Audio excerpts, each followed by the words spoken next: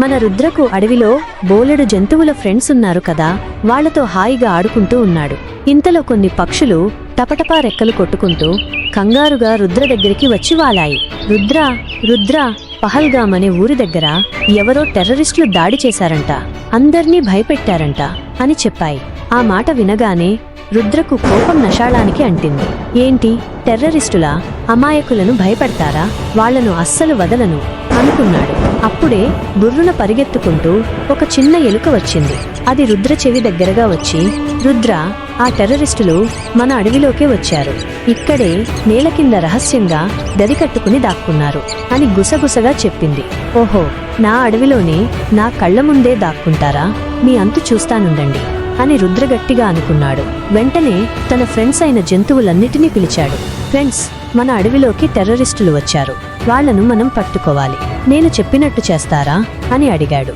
జంతువులన్నీ తప్పకుండా రుద్ర, నువ్వు చెప్పింది చేస్తాం అని ఒక్క గొంతుతో అన్నాయి. రుద్ర వెంటనే ఒక భలే ప్లాన్ వేశాడు.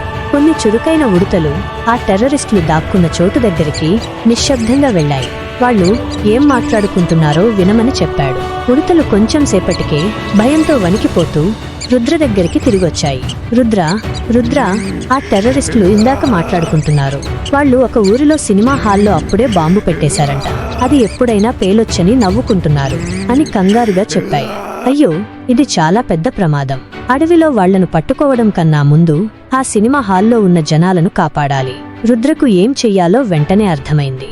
సరే, ముందు ఆ బాంబు సంగతి చూడాలి, తరువాత వీళ్ల పని పడదాం అని తన మాస్టర్ ప్లాన్ అమలు చేశాడు.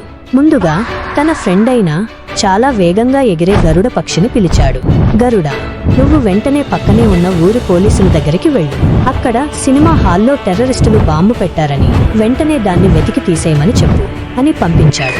గరుడ పక్షి రెక్కలల్లార్చుకుంటూ రివ్వున ఆకాశంలోకి ఎగిరిపోయింది. అది చెప్పినట్టే క్షణాల్లో పోలీసులకు విషయం చేరవేసింది.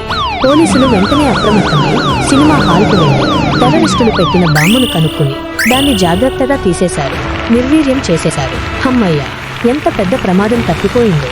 సినిమా హాల్లోని వారందరూ ఊపిరి పీల్చుకున్నారు. ఇక రెండో ప్లాన్. రుద్ర ఇప్పుడు అడవిలో దాక్కున్న టెర్రరిస్టుల వైపు దృష్టి పెట్టాడు. కొన్ని బలమైన కోతులను పిలిచి వాళ్ళు బయటికి రాగానే చెట్ల మీద నుంచి దూకి వాళ్లను కంగారు పెట్టండి అని చెప్పాడు. ఇంకొన్ని జంతువులతో వాళ్లు పారిపోయే దారికి అడ్డంగా లావు తీగలను కట్టించాడు.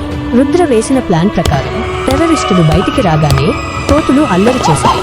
కంగారు పడిన టెర్రరిస్టులు పారిపోవడానికి ప్రయత్నించి దారిలో ఉన్న తీగలకు తగులుకుని టపాటపా కింద పడిపోయారు. అదే అదనుగా రుద్ర తన పెద్ద గొడ్డలితో వాళ్ల ముందు గంభీరంగా నిలబడి, కదలకండి అని సింహంలా గర్జించాడు. జంతువులన్నీ వాళ్ళ చుట్టూ చేరిపోయాయి. ఇంకేం చేస్తారు పాపం, ఆ టెర్రరిస్టులు భయపడిపోయి లొంగిపోయారు. రుద్ర వాళ్లను గట్టిగా బంధించి పోలీసులకు అప్పగించమని తన జంతు స్నేహితులకు చెప్పాడు.